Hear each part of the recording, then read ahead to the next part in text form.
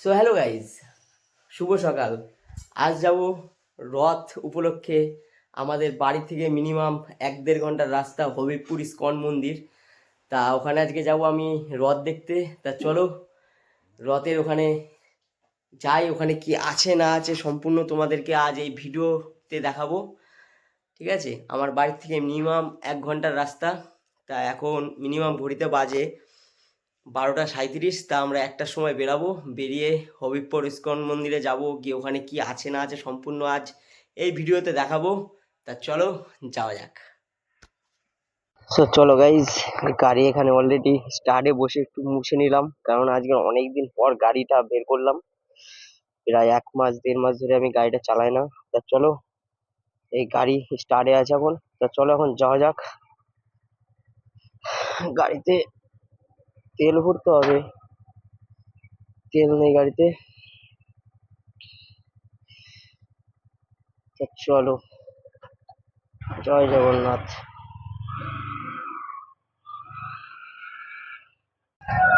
So guys, গাড়িতে fill up করাতে হবে। যা তেল আছে অবশ্য চলে যেতে পারবো, কিন্তু আসার সময় আবার মুশকিল, কোথায় কি পেট্রোল পাম্প খোঁজা আর এক সমস্যা। চলো এখান থেকে ফিল আপ করে নি, ফিল আপ করে তারপরে তোমাদের সাথে দেখা হবে আবার। তো চলো গাইজ যাওয়া যাক। এখান থেকে আমি ফিউল আপ করে নিলাম, 210 টাকার মতন ফিউল আপ করলাম। তা চলো আস্তে আস্তে এবার যাওয়া যাক হবিবপুর ইস্কনের দিকে।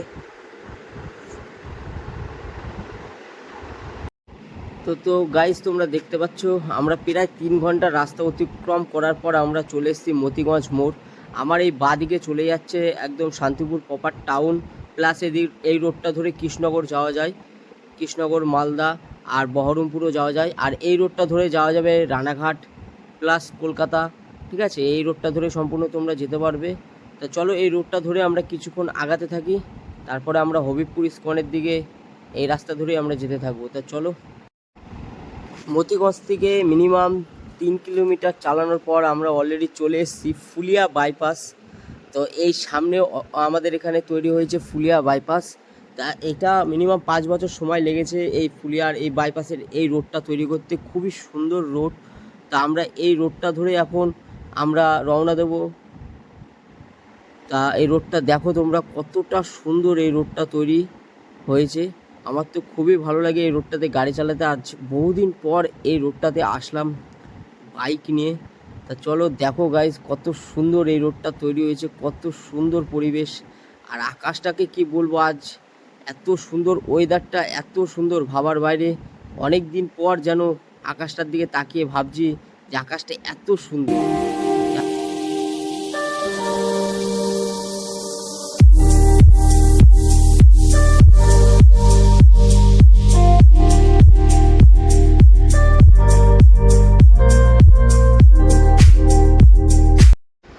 তো অনেকটা রাস্তায় আমরা অলরেডি চলে এসেছি, আর এখান থেকে হবিবপুর মাত্র 2 মিনিট। তাই এই সোজা রাস্তাটা দিয়ে তোমরা চলে গেলে চলে যাবে কলকাতা রানাঘাট।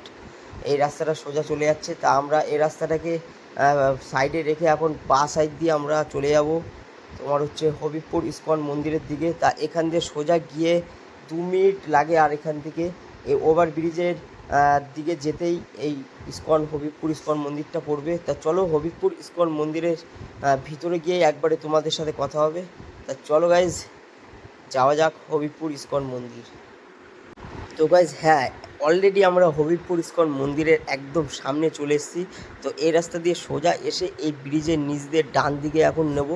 তা চলো এই ডান দিকে যাওয়ার পরেই এই সামনে আমাদের হবিবপুর ইস্কন মন্দির। ওই যে মন্দিরের সামনের চূড়োটা কিছুটা দেখা যাচ্ছে। তো এখানে অনেকটাই লোক দেখা যাচ্ছে এখন। তা চলো গাইজ ভিতরের দিকে। তো পুলিশ কাকু বললো পাশ দিয়ে যেতে, তা চলো ওই পাশ দিয়েই গেলাম। তা চলো যাওয়া যাক। এখানে অনেক বহুত ক্যামেরাম্যানকে দেখতে পারলাম, হয়তো ফটোশ্যুটের জন্য এখানে এসছে মন্দিরের, হয়তো কোনো ফটো বা ছবি কিছু তুলতে এসছে, যাই হোক। তা চলো, প্রচুর লোক এখানে গাইজ, প্রচুর লোক, অনেক লোক। তা এখন আপাতত আমাদের গাড়িটা কোথায় রাখবো সেটা ভাবছিলাম। তা তো এখানে একটা কাকুর কাছে শুনলাম যে গাড়ি নাকি মন্দিরের ভিতরে রাখা যাবে। তা চলো মন্দিরের ভিতরের দিকে রাখবো। তা বাঁদিকে দেখছি এখানটায় গাড়ি রাখার জন্য 10 টাকা লাগবে গাড়ি পার্কিংয়ের জন্য।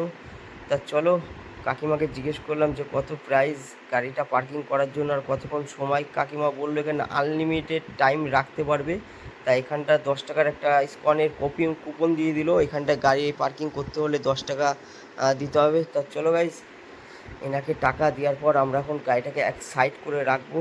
তা চলো যাই, ভিতরে কি আছে সম্পূর্ণ তোমাদেরকে দেখাবো এবার। তা চলো। তো গাইজ এই হচ্ছে রথ, এদিকে হচ্ছে রথ আর এদিকে হচ্ছে ইসকন মন্দির, এই গাছটার পিছনেই আছে। তো এই মন্দিরে একটু পর যাব। তো চলো আগে রথের দর্শনটা করে আসি, তারপরে যাব মন্দিরের দিকে। তো দেখতে পাচ্ছ প্রচুর লোক এসছে এখানে, প্রচুর লোক, চারিদিকে প্রচুর লোক আছে এখানে, অনেক লোক। তা চলো রথের দিকে যাওয়া যাক। তো এই হচ্ছে রথের দড়ি। শুনেছি নাকি রথের টান নাকি 3 বার টান হয় রথের। এই হচ্ছে রথ, প্রচুর লোক। আর এদিকে প্রসাদ খাওয়ানো হচ্ছে, হয়তো না, হ্যাঁ এদিকে প্রসাদ খাওয়ানো হচ্ছে। এদিকে দেখলাম, পিছনে দেখলাম প্রসাদ রান্না হচ্ছে। তাই এই হচ্ছে রথ।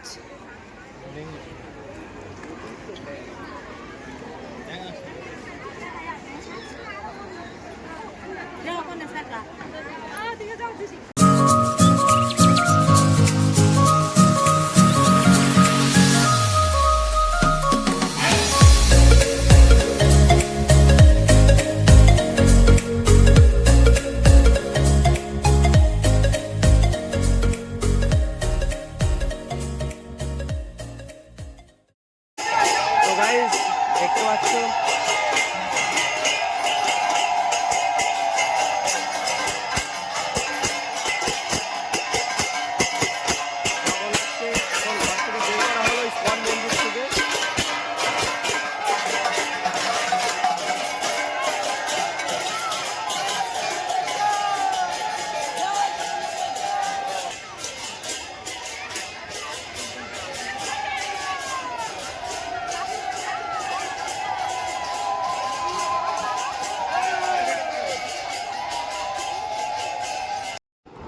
তো গাইজ এই হলো সেই হবিবপুর ইসকন মন্দির। খুবই সুন্দর দেখতে, 6 ছোটোর মধ্যে, খুব একটা বড় সড়ো বলবো না, খুবই 6 ছোটোর মধ্যে। তা এই হলো সেই হবিবপুর ইসকন মন্দির। তা চলো গাইজ ভিতরে কি আছে একটু দেখা যাক।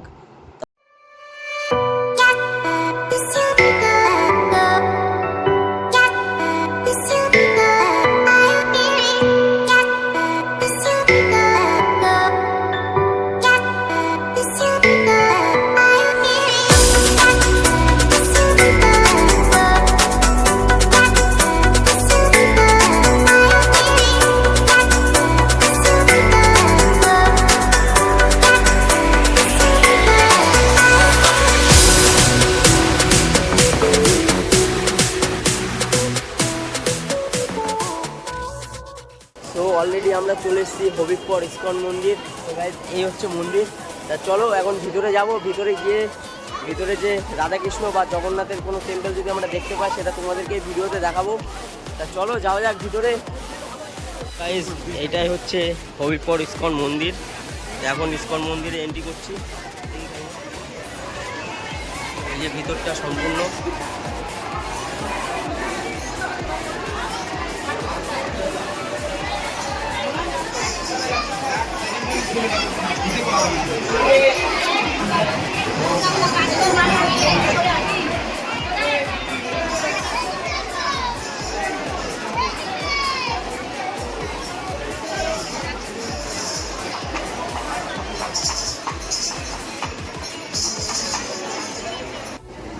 তো এখন সম্পূর্ণভাবে একদম প্রস্তুত, রথের টান শুরু হবে একটু পরই। সবাই দেখছো দড়ি ধরে অলরেডি দাঁড়িয়ে গেছে এই জায়গাতে। আর এই যে এখানটা রথ আছে, এখানে জগন্নাথ, সুভদ্রা আর বলরাম অলরেডি রেডি। তারা এই রথ করে এখন যাবে, এই রাস্তা দিয়ে সোজা চলে যাবে। এখন দেখো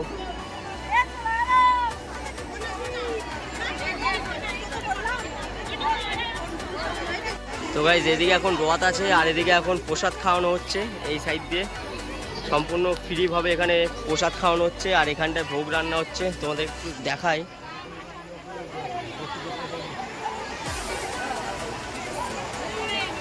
এখানে ভোগ রান্না হচ্ছে আর এদিকে ফ্রিতে এখানে প্রসাদ খাওয়ানো হচ্ছে।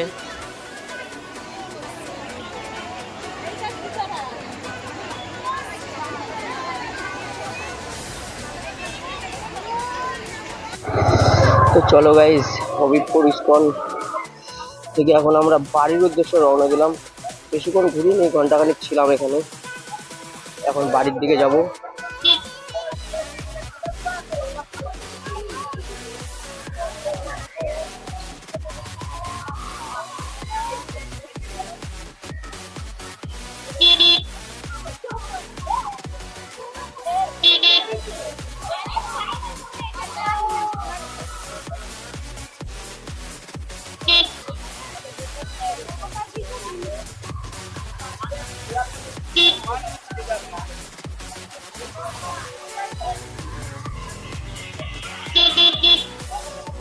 পুরোপুরি ভাবে বেরিয়ে গেছি ইস্কন থেকে। এখন এই হচ্ছে ইস্কনের মেন গেট। তো এখন বাঁ দিকে যাব। চলো, এই হচ্ছে হাই রোড। হাই রোড থেকে জাস্ট মোড়টা ঘুরলে ইস্কন মন্দির দেখতে পারবে, যদি কেউ আসে এদিকে।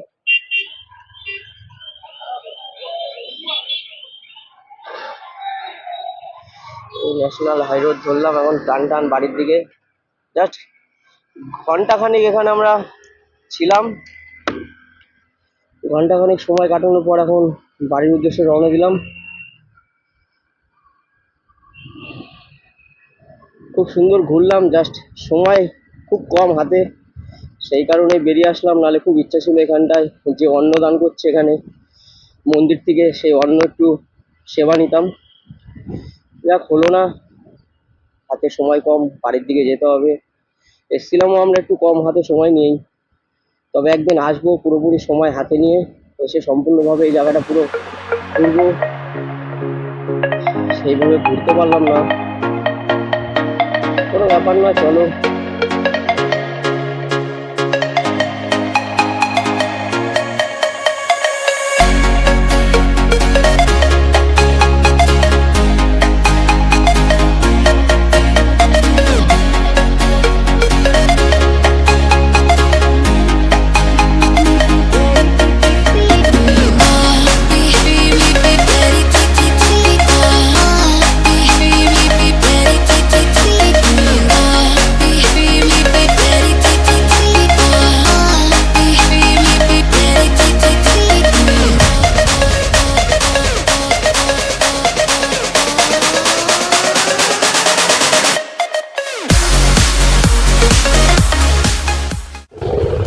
Mayapur ISKCON 38 kilometre, Baharampur 109 kilometre, Malda 223 kilometre.